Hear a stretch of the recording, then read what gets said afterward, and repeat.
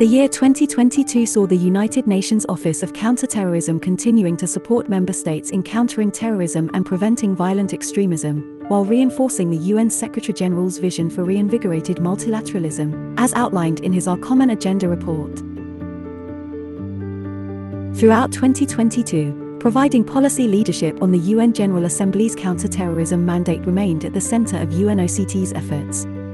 In collaboration with the Security Council's Counter-Terrorism Committee Executive Directorate, CTED, and the Al-Qaeda Monitoring Team, Under-Secretary General Vladimir Voronkov briefed the Security Council twice on the threat posed by Daesh ISIL. He also briefed the Counter-Terrorism Committee on the situations in Syria, Africa, and Central Asia and informed them about challenges related to new technologies.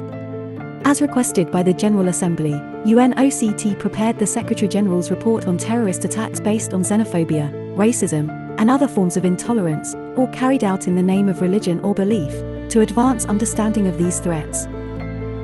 In total, we engaged in 161 high-level bilateral meetings and a range of multilateral events, including briefings to member states and civil society roundtables.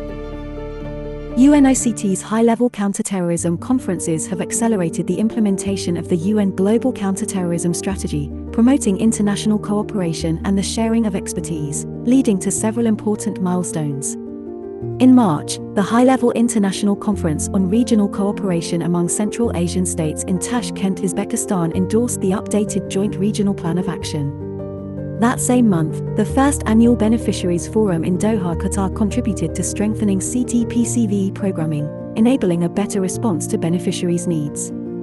In May, the first high-level international conference on human rights, civil society, and counter-terrorism took place in Malaga, Spain. This was followed in June by the first high-level event of heads of counter-terrorism and security agencies to enhance capacity building and training for West African countries. In September, the first UN Global Congress of Victims of Terrorism was held in New York. And in October, the first high-level conference on border security and management cooperation to counter terrorism and prevent the movement of terrorists was hosted in Dushanbe, Tajikistan. Serving as the Secretariat for the United Nations Global Counter-Terrorism Coordination Compact, UNOCT played a critical role in ensuring coordination and coherence across the UN system to support member states' counter-terrorism efforts.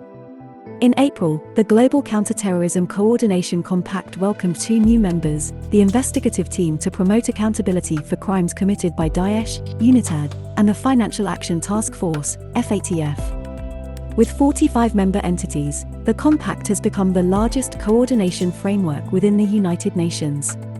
The Compact's 8 working groups held more than 38 meetings to facilitate information sharing, while a dedicated portal ensured collaboration between 994 focal points from the 45 Compact entities, 136 member states and 12 international and regional organizations, with over 172,000 unique visits to date.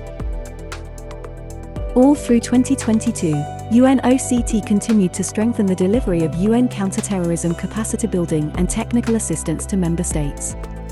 The UN Counter-Terrorism Center, now in its 11th year, retained its role as a center of excellence, running 41 programs and projects and working with 168 countries to support the implementation of the UN Global Counter-Terrorism Strategy.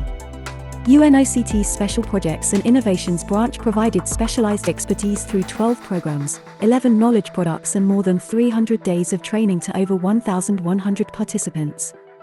Continuing to extend our presence away from headquarters to better support beneficiaries, our program office in Nairobi, Kenya was set up in March while the new UNOCT office in Madrid, Spain opened in October. 2022 also saw the launch of several new initiatives, including a dedicated human rights and gender section within UNOCT, the EU-UN Global Terrorism Threats Facility, to provide rapid response support to member states, the CT Tech Initiative, developed with Interpol and the EU, to counter the exploitation of new technologies for terrorist purposes, a project on protecting vulnerable targets through the use of behavioral insights to strengthen law enforcement capabilities, and the first model legislative provisions on support for victims and survivors of terrorism, launched in collaboration with the UN Office on Drugs and Crime and the Interparliamentary Union. There were also many highlights centered around capacity building. Supported by the Countering Terrorist Travel Program, Norway and then Botswana became the first member states to use the UN software solution Go Travel to detect and prevent the movement of terrorists. More than 50 other countries are in the pipeline. Within the framework of the Global Programme on the Prevention of Violent Extremism, UNCCT launched its first regional youth engagement and empowerment program in South and Southeast Asia. The scoping exercise under the global framework on all of UN support to member states on individuals returned from Syria and Iraq chaired by UNOCT and UNICEF, resulted in an interagency coordination mechanism in Iraq to support nearly 4,000 returnees from Syria's Al-Hol and Al-Roj camps. UNOCT's International Hub on Behavioral Insights to Counter-Terrorism launched the Going to Extremes podcast series, featuring experts discussing PCVE solutions, while our online Connect and Learn platform, which now hosts 40 courses and 21 communities of practice, expanded to nearly 2,000 users.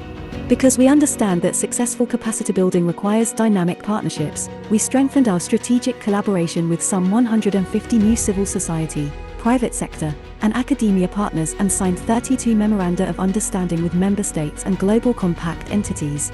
In addition, the UNOCT Programme Office on Parliamentary Engagement in Doha established an online network of parliamentarians and a coordination mechanism for parliamentary assemblies around the world. It also organized 2 high-level parliamentary conferences on the terrorist threat in Africa in March and on victims of terrorism in June. UNOCT's communication efforts in support of our mandate to improve visibility for United Nations counterterrorism efforts led to over 1 million page views on our websites and over 300 million impressions on Twitter. During the FIFA World Cup, the #MoreThanAGame campaign on sports and PvE, featuring professional footballer and UNESCO Goodwill Ambassador Dr. Nadia Nadim, generated 39 million impressions. In 2022, UNOCT was supported by 36 donors, to whom we are grateful. We also continued joint resource mobilization efforts under the United Nations Multi-Year Appeal for Counter-Terrorism. One of our key priorities remains ensuring sufficient, predictable, and flexible funding to continue serving member states in all areas of our mandate.